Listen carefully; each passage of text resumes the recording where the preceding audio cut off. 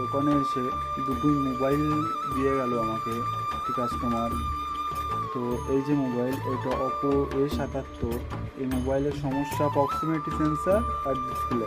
আমি মোবাইলটি পুরোপুরি খুলে নিয়েছি, যেহেতু কাজ করতে হবে তো সব খোলা তো দরকারই, সব খুলে নেওয়া হয়ে গেছে। এটা আরেকটি সেট আছে, এটা হলো আইটেল P40। এই যে সে সেটটিও আমি খুলে নিয়েছি, কারণ কাজ করতে হবে সেটটি। এই সেটটির সমস্যা শুধু ডিসপ্লে ছিল, ডিসপ্লেটি চেঞ্জ করলে সমস্যার সমাধান। আর যদি কোথাও কোনো সমস্যা থেকে থাকে তো আমি সেগুলো সার্ভিস করে দিই, কেননা কাস্টমার আর কতবার মোবাইল খোলা যায় না। ছোটোখাটো যদি সমস্যা থাকে সেই সমস্যাগুলো আমি নিজেই সমাধান করে দিই, সমস্যা হয় না। তো কাজগুলো করা যাক, চলুন নেক্সট ভিডিওতে আমি কাজগুলো দেখাবো কী করে করলাম আমি কাজ।